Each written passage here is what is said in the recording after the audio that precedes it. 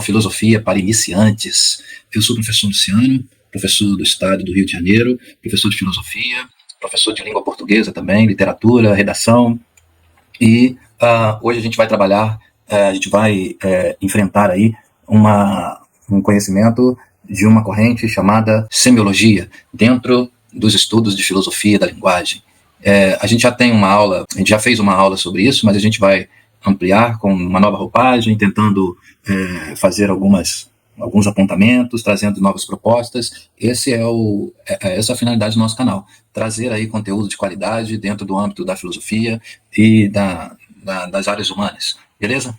Bom, o livro que a gente vai enfrentar hoje é Semiologia e Comunicação Linguística. O autor é Eric Bilsens, e o prefácio é Isidoro Blinkenstein. Essa é a pronúncia correta ali. Então a gente vai falar hoje apenas do prefácio, tá? E que o prefácio já nos enriquece bastante e já apresenta vários links aí para a gente fazer uma nova videoaula. Caso vocês curtam aí o canal, dê o seu joinha e amplie essa videoaula para mais pessoas, para que o YouTube entenda que o nosso canal é relevante para esse nicho, que é a área humana, né? O conhecimento da filosofia, ciências e letras, beleza? Bom, vamos começar aí. A gente vai começar falando de Saussure, as ideias do genebrino Ferdinand Saussure, que lá no século XX, ali meados do século XX, vai aparecer para o grande público com a sua obra Curso de Linguística Geral, feito pelos seus alunos, que faziam anotações das suas aulas. Então, o que você vai encontrar nessa obra do Saussure são conhecimentos a nível didático, mas é claro que uma didática de uma cátedra, né, de um pensador altamente relevante para o conhecimento ali, a vertente que a gente conhece como estruturalismo, pós-estruturalismo, né, semiologia, semiótica, e o Saussure está ali inaugurando a linguística, propriamente dita, essa estudada aí nas universidades do curso de letras, linguística aplicada, linguística pura, enfim. Então todos têm que passar aí, no âmbito da linguagem, tem que passar pelo Saussure. Tá? Porque o Saussure vai estabelecer a base do signo, abandonar essa noção aristotélica de conceito, de palavra, a noção da Idade Média de gramática, e vai encontrar aí uma nova base para o conhecimento da linguagem, que é o signo. E o signo, para o Saussure, ele tem duas realidades, né? Assim como o dualismo platônico, o signo ele é dicotômico. Ele é tanto significante, tanto significado. O que seria isso? O significante, gente, ele seria a imagem acústica, ou seja, a palavra ou o signo, na verdade, o signo ele teria uma imagem sonora, que é o exemplo que eu coloquei aqui, ó. KZA seria a imagem sonora do signo casa. E o significado seria a imagem mental. Seria aquilo que a filosofia tradicional chamava de ideia, né? Aquilo que fica, ou representação, aquilo que fica gravado na sua memória, tá? Então, quando você olha para a realidade, essa realidade ela é incorporada na sua memória e ela fica ali desatualizada. Então, a gente lida com uma realidade desatualizada em relação à realidade propriamente dita. Ou seja, na nossa consciência, a partir da memória, da razão, a gente teria uma representação. E representar é tornar presente aquilo que já passou. Ou seja, então é uma desatualização. Então essa imagem mental seria ali o que o Saussure está chamando de significado, tá? Bom, a primeira proposta, né, desse livro, Curso de Semiologia e Comunicação Linguística, né, do Eric Bilsens, na primeira proposta, ele visa estabelecer a comunicação como veículo do signo no seio da sociedade. Então, já falamos do signo, que é o signo, né? O signo não é o signo do zodíaco, o signo é uma base para todo o processo da linguística moderna, né? Então, não se fala mais em palavras, se fala em signo, tá? Então, a primeira proposta é eleger ou estabelecer a comunicação como um veículo do signo no seio da sociedade. Bom, a segunda proposta seria a comunicação que agora ela tem por trás dela uma ciência denominada semiologia. Então, a semiologia é a ciência do signo como veículo, como um instrumento para se entender a sociedade, tá? A sociedade do ponto de vista semiológico, segundo o Eric Bilse, tá? Bom, então ele precisa explicar o que seria isso que ele está chamando de comunicação e qual é a relação da comunicação com os processos sociais, beleza? E quando a gente fala de comunicação e sociedade, a gente, no âmbito da linguagem, a gente acrescenta, né, que a linguagem faz parte de uma superestrutura ideológica. Né? Quem vai estabelecer essa nomenclatura é Karl Marx. O Karl Marx, ali nas suas bases marxistas, ele vai estabelecer a infraestrutura econômica, separar ou distinguir a infraestrutura econômica, que é ali a base maior, né, da sociedade, onde você encontra o trabalhador, a classe social do trabalhador. Lembrando que quando a gente fala de marxismo, a gente tem que falar de classes que sofrem uma luta, elas estão dentro de um âmbito de uma luta por conta da desigualdade que há entre essas classes. Então, a partir do momento que a gente fala de infraestrutura econômica, a infraestrutura econômica está na base da sociedade, mas existiria uma outra base, que é a superestrutura ideológica. Então, quando a gente fala de sociedade, eu não estou aqui falando de classe social, de desigualdade de classe, eu estou falando de linguagem. Então, eu, só para situar, me encontro nas bases da infraestrutura ideológica, tá? Então, a terceira proposta, já tentando mostrar o que seria a comunicação, o que seria essa parte mais fundamental da semiologia, ele vai dizer que só há comunicação se esta contiver o elemento sêmico. Aí é Eric Bilse falando. E o elemento sêmico seria uma significação premeditada, intencional.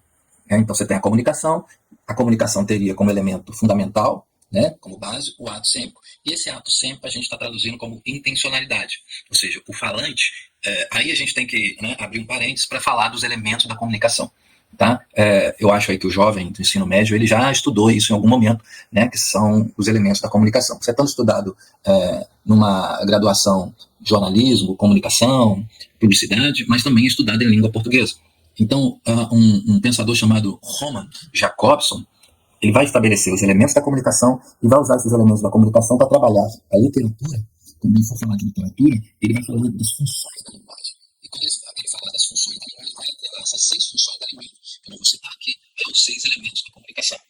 Então você teria o emissor, partindo daquela relação entre o eu e o tu. Você faz aquele desenho, o eu é aquele que fala e o tu é aquele que recebe, que ouve, né, aquilo que o eu fala.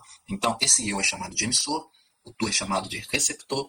Você teria uma referência, você teria um terceiro elemento que é a referência, você teria um quarto elemento que é o canal, o veículo de comunicação, você teria um quinto elemento que seria o código, tá? E você teria um outro elemento que seria basicamente ali a mensagem propriamente dita, que é o principal. Então, esses seriam os 6 elementos da comunicação, tá? Então, quando a gente fala de comunicação, já fica imbricado esses 6 elementos da comunicação, que é elaborado pelo Roman Jakobson.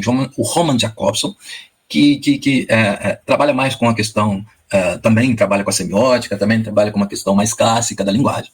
Ele vai estabelecer esses 6 elementos, tá? Então, quando você vai falar de comunicação aqui com Eric Bilse, todo esse projeto, esse processo aí já está dado para o seu conhecimento. Por isso que eu estou fazendo esse link, tá? Então ele vai dizer que os semioticistas têm essa ideia de que há uma espécie de manipulação nas relações comunicativas. Então o eu, né, o emissor, quando ele quer comunicar, esse querer comunicar, ele possui, está implícito ali a intencionalidade. Eu tenho intenção. Olha o que ele vai dizer abaixo aqui. Ó. A comunicação nasce de uma intenção de influenciar os nossos semelhantes a fim de obter colaboração na vida em sociedade, uma interação. Então isso aí ele está praticamente fazendo um flashback aí desses elementos da comunicação. Então há dentro da comunicação um elemento ali chamado influência. Há uma noção de influenciamento na relação comunicativa, tá? Porque o comunicador, ele quer colaborar com o outro, ele quer obter do outro uma colaboração para estabelecer uma relação social, que a relação social aqui é uma interação, é interativa, tá? Então, resumindo, a comunicação possui um ato sêmico, esse ato sêmico é intencional, e essa intenção está na base da comunicação. E a sociedade é constituída dessa comunicação, e a comunicação visa interagir. A sociedade precisa ou necessita dessa interação para o seu funcionamento. A quarta proposta aí, ele vai dizer, estabelecendo já as bases da comunicação, ele vai dizer, qualquer manifestação que fugir dessa classificação, ou seja, que não manipular, que não influenciar, ou seja, que não for intencional, não se configura como comunicação. O que seria, então, esse tipo de comunicação? Ora, nessa relação entre o eu e o tu, entre o emissor e o receptor, a intenção, a comunicação está na base do emissor, e isso que ele está chamando de fuga da comunicação, eu já coloco aqui na base, né, eu já antecipo que está na base do receptor. E isso ele vai chamar de índices. Os índices pressupõem um apelo à psicologia, porque os índices são interpretativos, destituídos de ato sêmico. Ou seja, quando você não tem intenção de comunicar, há ali apenas um processo interpretativo. Então ele está mostrando que, mesmo eu delimitando as bases da comunicação no seio da sociedade, mesmo eu delimitando as bases da semiologia, a semiologia ela apresenta essa proforma, ou seja, essa exclusão, essa periferia, que seria uma manifestação psicológica. Por quê? Porque quando eu não me comunico, a estrutura elementar comunicativa continua. Então, esse estudo da comunicação semiológica do Eric Bilsen, ela é muito, ela é infra, né? Aí eu vou fugir lá da questão, mas ela é infraestrutural no sentido do seio ali da comunicação, tá? Está nas bases da superestrutura como um todo, mas aqui eu estou falando, é uma microfísica, para melhor resumir, tá? Ela é uma microfísica da comunicação, porque tem os elementos comunicativos, e eles funcionam como uma máquina, como um relógio, que possui as suas engrenagens. Então, ele está dizendo assim, ó, eu estabeleci as bases dos ponteiros, mas existem os números ainda. Eu estabeleci a base do ponteiro maior, mas existe o ponteiro menor. Seria isso, explicando aí por miúdos, para você entender. Então, quando você não se comunica, o processo comunicativo, ele continua ainda. Ele é ativo. Então, ou seja, você não teria a comunicação intencional, mas teria ali uma fuga dessa comunicação, que são as comunicações não intencionais. As comunicações sem intenção. O que ele está chamando de índice. Tá? Então, olha o exemplo. Uma nuvem escura no céu não quer comunicar com ninguém, não tem intenção, não tem interação, mas há ali interpretação, uma codificação de quem olha para a nuvem no céu e percebe que ela está escura. Entendeu? Então, olha só, a comunicação, ela esgota no seio da intencionalidade, né? Propriamente dita assim, a semiologia, ela se esgota no seio da intencionalidade, mas a linguagem continua. E a linguagem carrega um pouco também das questões sociais, mas ela vai formar outras bases, já não é mais a base semiológica comunicativa, tá? Então, a linguagem, por que ainda continua? Por que é uma fuga? Porque a linguagem está no âmbito geral. E a semiologia é um elemento ali fundamental, mas é um microelemento da questão da linguagem, tá? Então, por isso que há a fuga. Mas por que eu estou dizendo isso? Porque lá na frente o Eric Bilson vai dizer, ó, eu estou mostrando para vocês que tem uma vertente aqui, que é essa fuga, que é essa periferia da comunicação. Eu não vou estudar ela agora, mas vou deixar em aberto. Eu vou eu vou me preocupar, eu vou delimitar as bases da comunicação. Aí depois eu vou estudar significante, significado, mas dentro do ato comunicativo, do elemento sêmico. Eu vou tentar explorar o elemento sêmico, mas aqui na nossa aula, como a gente está na filosofia, a gente vai querer explorar isso que ele deixou em aberto, que a gente está chamando de índice, tá? Então a nuvem escura no céu indica chuva, o rosto pálido indica doença, tá? E o nervosismo também, ele aparece aí como um sintoma, tá? Bom, então, ao falar de índices, que é um outro termo que ele não explica, a gente explica por ele. Então, os índices, ele aparece na semiótica do Charles Sanders Peirce. Ele aparece em outras obras também, mas aqui a gente está fazendo um recorte, beleza? Então, o Peirce, quando ele vai estudar o signo saussuriano, ele vai ampliar essa dicotomia, que nós já falamos, e vai apresentar uma tríade. E qual seria essa tríade? A tríade seria já uma base mais filosófica, uma visão mais filosófica do Peirce em relação ao Saussure. Saussure é mais ali dentro da vertente da linguística, né? Estabelecendo uma relação mais lógica.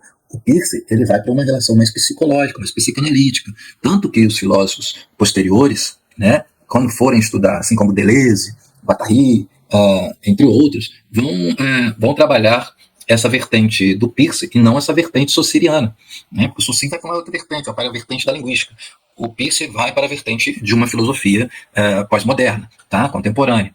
Vamos lá. Então, por que eu estou dizendo isso? Porque para entender essa tríade do Peirce, vai aparecer uma complexidade aqui que a gente precisa entender, que só está no âmbito da filosofia. Ora, A filosofia estabelece, lá desde Aristóteles, uma relação, desde os pré-socráticos, se você quiser, uma relação entre sujeito e objeto. Eu falei disso na aula, numa aula anterior a essa, tá, gente? É só procurar aí no nosso canal que vocês vão encontrar.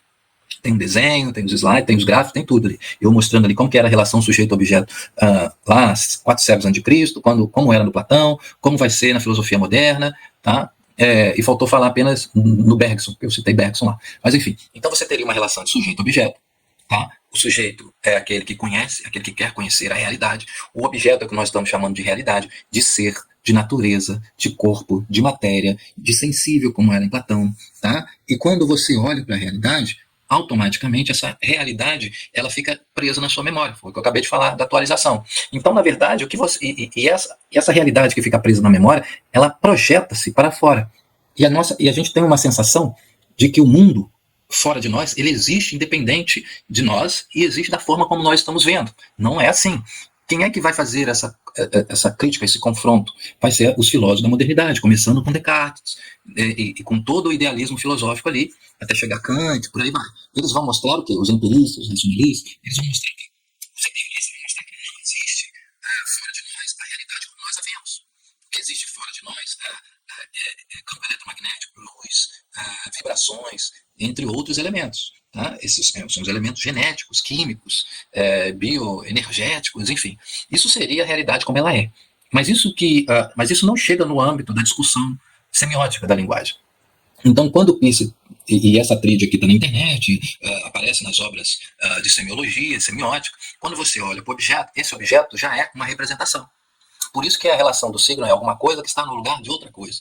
Tá? Então você teria o objeto, já é um objeto do mundo objetivo, do campo objetivo, que é uma ingenuidade platônica clássica de achar que a realidade fora de nós é a mesma que nós gravamos na mente. Obviamente que não, porque aí deixa de fora a questão do tempo. Então você teria o objeto, né? Vamos pegar aqui o celular seria um objeto. Ao mesmo tempo que o celular está aqui na minha mão, ele também está na minha mente. Então, por quê? Porque eu já memorizei esse objeto na mente. Então, esse objeto na mente, esse celular na minha mente, ele é chamado pelo semioticista de signo. Tá? Agora, olha que interessante. Há a vertente aqui, até então, nós estamos no plano de Saussure. Tá? A gente está no plano aqui dicotômico.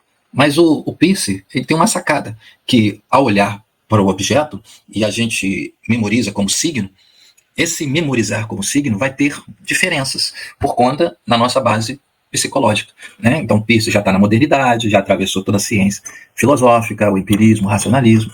Então, ele já tem toda uma configuração filosófica, né, anterior. Tá? Essa discussão já foi dada como encerrada, enfim.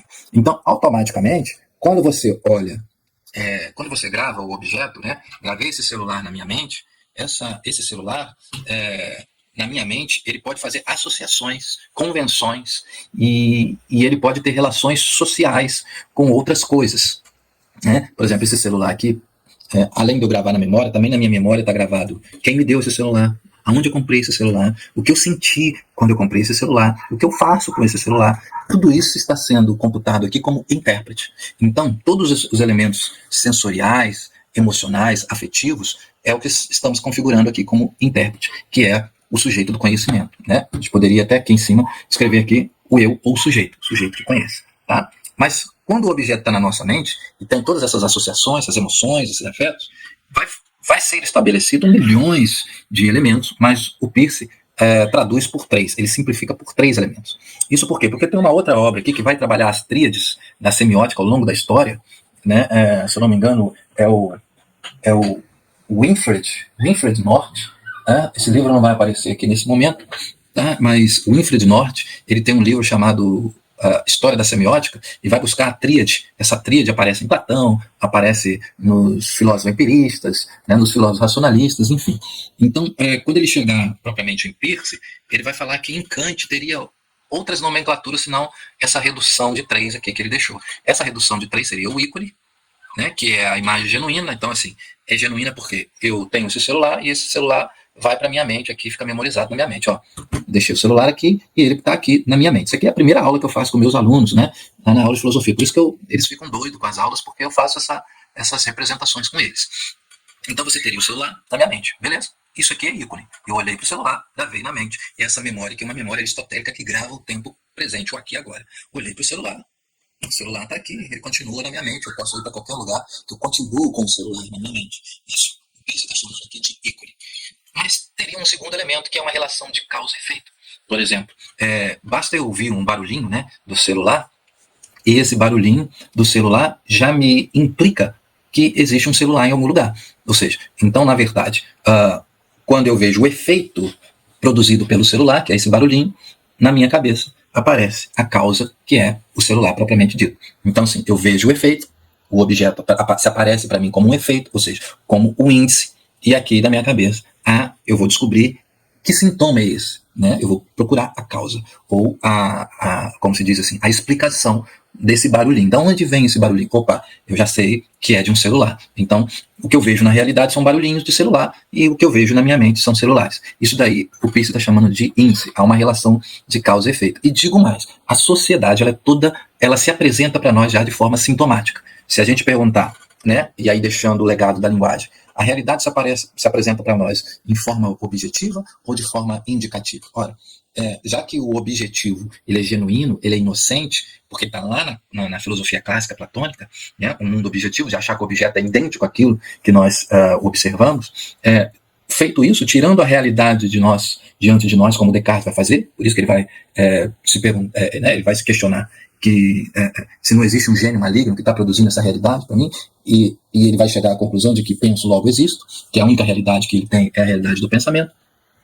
Então, isso mostra o quê? Isso mostra que toda a realidade ela se apresenta de forma não icônica, mas de forma indicativa ou simbólica. Então, o simbólico seria esse terceiro elemento aqui, que já é um elemento convencional, né? Então, o Humberto Eco, que é um outro semioticista famosíssimo, que estuda muito a semiótica, ele, no seu livro aqui, deixa eu mostrar para vocês, no seu livro que é o Tratado de Semiótica, né, Tratado Geral de Semiótica, livro aqui do Humberto Eco, tá? Ele vai aparecer aí, que eu acho que eu coloquei a imagem. O Tratado Geral de Semiótica, ele vai falar justamente isso. Por exemplo, nos tempos passados, por exemplo, o médico, como ele via mancha vermelha no rosto das pessoas, e aí ele atribuiu essa mancha vermelha ao sarampo. Então, depois isso virou uma convenção, né, de manchas vermelhas, se convencionou a especular que seja sarampo. Tá? Então, isso partiu de um índice e depois virou símbolo. Tá? Por quê? Porque é um grupo de pessoas que convenciona um determinado elemento. E o símbolo, você só conhece o símbolo numa determinada camada de sociedade, porque aquilo foi convencional. Se você não se interagir com o histórico daquele grupo, você não entende a simbologia, você não se comunica, porque aqueles elementos ali só fazem sentido para aquele grupo. Por exemplo, eu estou dentro de uma sala de aula qualquer, turma 1002, e estabeleço ali que esse símbolo aqui, ou esse gesto, número 2, representa aquela turma ali. Então, quando eu encontro algum aluno, eu faço assim. Então, para quem para quem não participou daquela convenção, né, não vai saber que isso aqui tem relação com essa simbologia, tem relação com aquela turma. Ela vai associar, ela vai destituir essa simbologia e vai colocar em outro contexto. Tá? Então aí vai gerar conflito, porque você precisa estudar o contexto de onde aquele símbolo aparece. Pois bem, falando um pouco da história da relação de causa e efeito, por quê? Porque essa relação de causa e efeito já está embutida no índice. Então, o índice do Peirce trabalha com essa relação de causa e efeito, e essa causa e efeito que o Peirce adota, ela já está configurada na história da filosofia. E essa história da filosofia remete a Platão. E Platão, ele tem ali, né, aqui está escrito história da relação de causa e efeito, constituinte do índice, o postulado platônico, teoria do conhecimento epistemológico. O Platão vai estabelecer os níveis de conhecimento, são 4 os níveis de conhecimento, partindo do nível mais ignorante ao nível mais pleno, sublime, que são as ideias, partindo do simulacro, chegando às ideias. Eu não coloquei as ideias aqui, tá? Porque as ideias seriam um elemento mais sublime, mas aqui na razão, que seria o terceiro nível de conhecimento, a razão já aparece aquilo que dá causa aos seres. O que dá causa aos seres? A geometria. Porque a geometria causa o que nos seres? Causa contorno. Porque se você tirar o contorno, se você tirar a matemática, ou seja, se você tirar a razão dos corpos, esses corpos passam a ser fantasmas. O que seriam os fantasmas? Os fantasmas são seres destituídos dos limites racionais, que para Platão está em outro nível, está no campo das ideias, entendeu? Então você teria 2 níveis aqui de conhecimento. Um conhecimento que são simulacros, é um conhecimento por imagens, que o Platão coloca como ilusão. Por que são ilusões? Porque não tem a causalidade racional ali, ou seja, não tem uma explicação racional. Você não pode explicar os simulacros pela razão. O Nietzsche, quando for fazer a sua filosofia, vai fazer a sua filosofia do simulacro. Então você não pode entender o Nietzsche pelos aparatos racionais. Você tem que entender o Nietzsche com outros aparatos. Então, esse seria aqui os elementos. O segundo elemento seriam os corpos. Os corpos são diferentes dos simulacros, uma pergunta que um aluno fez na sala. Por quê? Porque os corpos já possuem formas, por isso são corpos. São seres vivos, são animais, são objetos propriamente reconhecíveis. Por que são reconhecíveis? Porque a nossa razão, ela já introjeta ali os limites. Então você sabe, os limites são contorno, você sabe onde começa, onde termina um determinado objeto. No simulacro, não. Se eu fosse representar um simulacro aqui, eu ia fazer um rabisco, um desenho totalmente de criança de 2, 3 anos faz, com aquela força que a criança tem, coloca numa caneta e rabisca aquilo ali seria simulacro. Você não tem como explicar aquilo ali racionalmente. Por quê? Porque não tem razão ali. Isso quer dizer o quê? Que não há a causalidade. Você tem os efeitos, mas não tem a causa. Tá? E as causas para o Platão são racionais. Por isso que tem muita coisa, tem muitos elementos que você vai tentar explicar e não consegue. Porque você não pode explicar racionalmente. Você não pode buscar a causa. Tá? Então você tem que buscar outros elementos para entender. Enfim, então vamos avançar aqui. Tá? Aqui seria os índices semióticos, mostrando aqui na prática, visualmente aqui, para que vocês possam entender, tá vendo? Olha como é que a gente pega uma imagem, aí a gente entra aqui na psicologia da imagem, na filosofia da imagem, e os índices aparecem. Olha só, aqui tem uma cena de um crime, uma mulher que foi... tá vendo? Qualquer coisa que eu falar já são índices, tá? Isso aqui são os efeitos. E tudo que eu falar aqui já é uma tentativa de buscar explicação racional. Mas vai ter coisa aqui que não... terá elementos aqui que não tem explicação racional. Tá? Então, por isso que torna a realidade, socialmente falando, um jogo de linguagem, aí querendo trazer aí a expressão do filósofo Wittgenstein.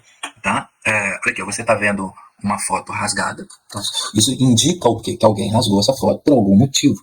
Então, que motivo faz alguém rasgar uma foto e no mesmo momento em que se mata uma mulher? Isso aconteceu antes ou depois do assassinato? Por que eu sei que é um assassinato? Porque a gente pressupõe, até em primeira instância, mas a mulher pode ter se suicidado, sim, pode, mas a gente já crê que é um assassinato justamente aqui pelos seus elementos, ó. Alguém rasgou a foto da pessoa, uma pessoa não rasgaria sua própria foto para depois se suicidar, né? Você está percebendo aqui que as pernas elas estão deformizadas, né? Elas estão de forma estranha, automaticamente. Ou ela caiu de uma altura, ou ela sofreu um ataque brutal, né?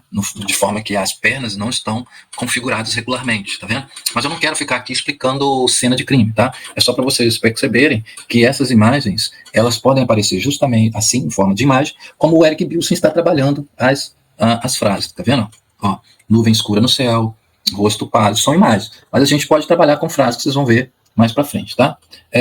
Bom, a quinta proposta é a seguinte: ele sugere que não há linguagem natural ou que a linguagem natural seja um mito. Né? Isso também vai ser colocado ali no Tratado Geral de Semiótica. Olha a observação. O que é índice para Bilson também é signo para Roland Barthes. Roland Barthes é um outro semioticista que trabalha com semiótica, mais voltada para o campo literário. Tá? E, então você pode encontrar aí não o termo índice, mas o próprio termo signo. E aí mostra que essa vertente da delimitação, né, essa fuga da comunicação social se amplifica por uma questão mais dos índices, dos efeitos, né, que a gente vai encontrar tanto na linguagem quanto na imagem. Que ora pode ser chamado de signo, ora pode ser chamado de índice. Tá? Então já atravessamos a questão social, a tríade do Peirce, da semiótica. Então vamos avançar aí. A sexta proposta fala assim: o estudo delimitado da comunicação intencional dos índices mostra a seguinte questão: o aparecimento de índices manipulados voluntariamente. Agora apareceu um novo problema. Se os índices são sem intenção, e a comunicação propriamente dita é intencional, né? Eu posso manipular os índices para que... Então eu posso colocar nos índices esse elemento chamado intenção, ou intencionalidade, que era exclusivo da comunicação. Então gerou um problema. Esse problema vai ser apresentado, vai aparecer também nessa obra do Eric Bilson, que ele vai chamar de flutuação. Ele vai dizer aqui, ó, os índices psicossociais fazem parte do fenômeno da massificação, do fenômeno da massificação, ou cultura de massa, tá? Que massifica tudo, transforma tudo em produto, tudo em mercadoria, e aí vão aparecendo outros elementos, onde até essa questão teórica, ela não pode ser estudada, embora a gente estude isoladamente, mas a gente tem que trabalhar com as implicações, com as exceções. E dessas exceções vai surgir ali índices manipulados. Eu vou explicar que seriam esses índices manipulados? Ora, a gente não sabe o que é, mas a gente sabe que apareceu um outro campo, que o campo social era o campo da comunicação. O campo psicológico era o campo dos índices. E agora, dos índices manipulados, nasceu um novo campo, que é um campo psicossocial, né? Ou vai surgir agentes emissores ou receptores, codificadores, que a gente pode associar aos psicopatas, né? A psicopatia, ela vai nascer dessa imbricação, né, dos fenômenos que são comunicativos, dos fenômenos que são psicológicos. É quando você começa a ter fenômenos psicológicos tratados como fenômenos sociais comunicativos, né? Ou seja, se o psicológico ele não é uma comunicação, quando ele passa a ser, gera novos efeitos, novos comportamentos, novas interpretações, novos aparatos sociais. Tá? Olha o que vai ser dito aqui, ó, os índices psicossociais fazem parte do fenômeno da massificação. Manipular índices é agir de maneira a representar, fingir, portanto, influenciar os outros sem que eles percebam. Ora, quando a gente vai estudar a semiótica nas narrativas literárias, a gente vai encontrar elementos teóricos que dão suporte a 4 tipos de manipulações: a tentação, a sedução, a intimidação e a provocação. Tá? Então a gente vai encontrar esses elementos sutis de manipulações. Então existe uma cartografia da manipulação dentro da análise semiótica, mas aí já é a análise semiótica francesa, não é a inglesa, tá? Mas aparece lá. Quando a gente vai analisar os textos literários, vai aparecer formas de tentação, de manipulação. E esses 4 fenômenos da manipulação, isso aparece no jogo da linguagem também. Quando a gente vai se comunicar, a gente usa esses jogos. A gente usa a sedução, e outra, se você acha que a sedução é uma questão estritamente ligada ao campo amoroso, a gente tem um livro aqui do próprio Roland Barthes que a gente pode examinar se é realmente. Porque com certeza as pessoas utilizam dessa sedução, que seria estritamente do campo amoroso, para um campo político, para um campo artístico, para um campo empresarial, para um campo institucional, né? Então, um campo filosófico, um campo médico, e a gente teria, né, um campo da repressão, tá? Reprimir com sedução, ou seduzir para reprimir, existem esses elementos aqui, tá? Que deixa o aparato social da linguagem bem complexo. Isso vai aparecer, tá? Que é sempre assim, a manipulação é para que o outro não perceba a intenção. Há a intenção por trás, mas aí você não percebe. Então, por exemplo, qualquer relação, aqui que a gente chega a uma conclusão, que qualquer relação social, ela não é destituída de intencionalidade. Essa intencionalidade existe, mesmo que flutuante. Tá? Então vamos avançar um pouquinho, que a gente já está chegando a 43 minutos e a nossa aula está ficando extensa e a gente precisa avançar. Bom, então a gente chega à conclusão que nós já dissemos que a natureza ela é sintomática. O real é constituído, portanto, apenas de efeitos. A causa é um trabalho interpretativo do sujeito conhecimento. Tá? Quando olhamos para a realidade, ela já se nos apresenta por índices, efeitos, que requer causa e explicação. Tá? E a gente pode fazer esse jogo no campo da linguagem. Esse aqui é o livro que eu deixei, que eu já conversei com vocês, que eu ia apresentar, que é o Tratado de Semióticas Geral do Humberto Eco. Tá? General e geral são a mesma palavra. Tá? Caso em que um ser humano, né? Então tem uma parte lá dos seus estudos que são chamados de signos não intencionais. Tratado Geral da Semiótica por Humberto Eco. Antes da gente entrar nos índices manipulativos, tá? Manipulados. Ou seja, caso em que um ser humano executa atos, é um caso em que um ser humano executa atos perceptíveis por outro ser humano com artifícios sinalizadores que revelam algo mais, mesmo que o emissor não tenha consciência das propriedades reveladoras do seu próprio comportamento. Olha, eu vou dar um exemplo aqui um pouco fora, mas que dá pra gente entender. Por exemplo, nosso filósofo aqui, que a gente faz referência sempre nas nossas videoaulas, Gilles Deleuze, ele diz que, segundo Cláudio Piano, que o Deleuze, ele tira dos filósofos, ele faz quase que uma psicanálise dos filósofos. Ele tira do filósofo aquilo que o filósofo não disse, mas poderia ter dito. Então, isso é o papel fundamental do receptor. A gente está dando força maior à interpretação do que à própria comunicação. Então, é esse jogo de poder. Quando a gente vai estabelecer as bases da comunicação semiológica na sociedade, a gente acabou de encontrar um monstro, e esse monstro é o receptor. Esse receptor, ele possui muito mais forças, muito mais afetos poderosíssimos, que danificam a comunicação propriamente dita. E aí já falando um pouco com a mentalidade estoica, né? Então, por nós passam vários afetos, mas é o corpo de fora que se junta ao nosso, que se mistura com o nosso, que vai sugar de nós a potência que interessa. Ou seja, a sociedade, ou seja, é o emissor que tira é o receptor que tira do emissor a força que interessa a ele. E essa força que interessa a ele é ela que tem mais importância na sociedade do que a própria comunicação do emissor.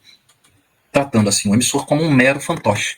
Tá? Isso é a interpretação minha nesse exato momento, daquilo que nós estamos refletindo aqui. Então o receptor, ele teria a potência mais poderosa, que faz com que aquele corpo do emissor se perca em relação à potência interpretativa. Por isso que a gente está incorporando aqui a questão dos índices e os índices manipulativos, os índices que manipulam, que isso vai gerar mais poder, né? Ou seja, vamos voltar aqui, ó, que aqui ficou muito claro. Fingir, portanto, influenciar os outros sem que eles percebam. Isso é o que acontece muito na sociedade de hoje. A gente faz com que pessoas tomem decisões, aponte indicações, isso dentro do processo aqui, ó, de massificação. Porque quem é que está controlando o emissor? A mídia. Então a mídia tem o poder, hoje as redes sociais, ela tem o poder de influenciar o outro sem que o outro perceba. Isso. Por isso que a semiótica precisa, a semiologia dos índices precisam ser mais trabalhada, né? Enfim, e mesmo que o emissor não tenha consciência das propriedades reveladoras do seu próprio comportamento. E assim, o emissor, ele vira um fantoche. Né? Então, a força poderosa está no emissor. A gente precisa enfrentar o emissor. A gente precisa entender o emissor. É entendendo o emissor que a gente entende as nossas próprias bases de índices. Né? Porque, por exemplo, eu estou transpirando aqui, eu estou nervoso, eu não estou me comunicando. Mas existe. Mas essa manifestação está sendo interpretada pelo receptor.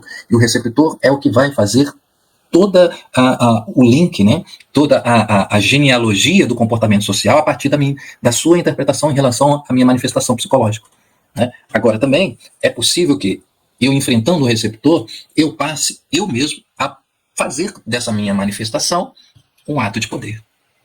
Né? Ou seja, e aí, essa flutuação que vai ser falado lá na frente, essa flutuação é uma flutuação quântica, que o receptor pode ser o próprio emissor. É quando vira a casaca. Então, quando o emissor deixa de ser um fantoche, ele incorpora o poder do receptor. Então, quando o emissor incorpora o poder do receptor, ele produz índices manipulados. E é isso que nós vamos ver agora. Olha só, os índices não intencionais, vamos dar um exemplo simples, que a gente precisa avançar para os índices intencionais, que é o que a gente está falando dessa flutuação quântica. Uma pessoa que recebe um telefonema enquanto está em uma reunião, e ao atender, percebe-se que é uma ligação enganada. Sem índices não intencionais. Né? Um estudante que fica com a pele vermelha pode passar por muito tempo, passar muito tempo sob o sol, indicando queimadura solar. Beleza? Vamos avançar então para o que nos interessa. Os índices manipulados psicossociais, que é esse que vai gerar essa flutuação quântica, onde o próprio emissor vai virar a casaca, vai deixar de ser um fantoche e vai incorporar a pele do receptor. Ou seja, então ele é um emissor, ele vai ser um emissor receptivo, ou ele vai ser um emissor receptor, para ficar mais didático assim, para não ficar uma coisa idiota minha aqui, tá? Ele é ao mesmo tempo emissor e ao mesmo tempo receptor.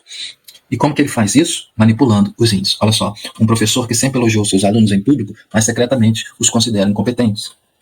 Eu dei um outro exemplo para meus alunos no ano passado. Eu falei assim, ó, uma velhinha que chega na sua casa, pede esmola, e você vai e, sei lá, dá 10 reais. No outro dia ela aparece de novo. Você vai dar 10 reais. 3 meses depois ela aparece de novo.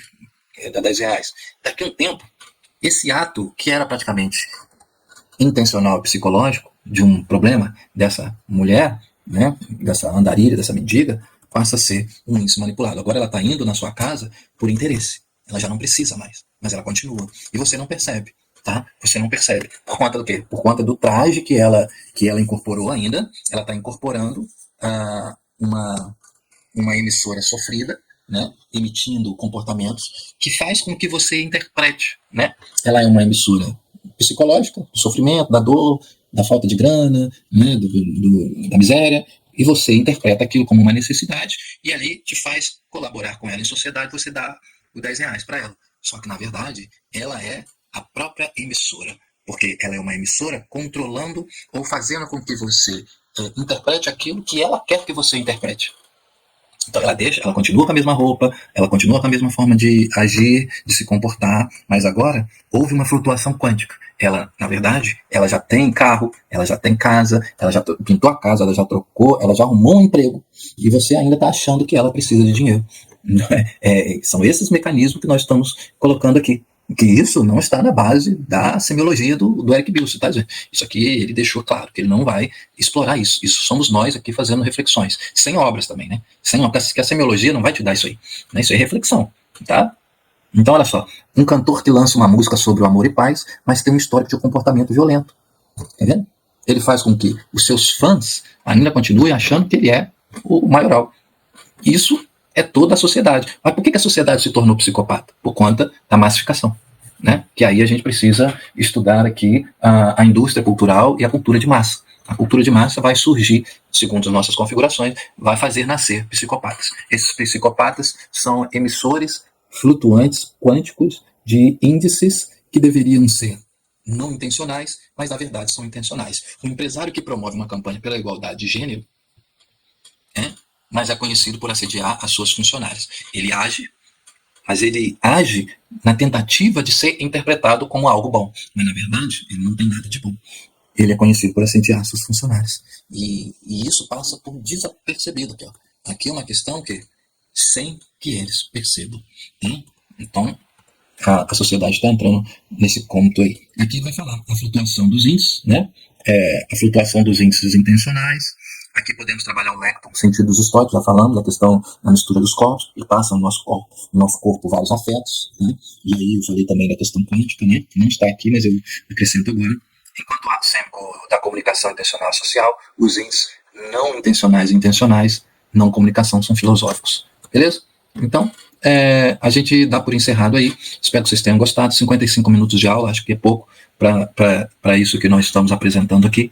E na próxima aula a gente vai falar aí das modalidades, daquilo aquilo que é meio e aquilo que é fim para o emissor e receptor. E aí eu vou acrescentar aí a questão quântica, tá? Porque o Eric Bilson, isso que a gente falou aqui, tudo foi a questão dos prefácios, mas o capítulo 1 do Eric Bilson, que ele vai trabalhar justamente esses elementos que nós apontamos aqui, vai trazer mais elementos. Então eu já estou acrescentando no seu capítulo, eu já vou lá ler agora com essa ideia de flutuação quântica que apareceu aqui, graças a vocês que estão assistindo os nossos vídeos aí. Um abraço e até a próxima.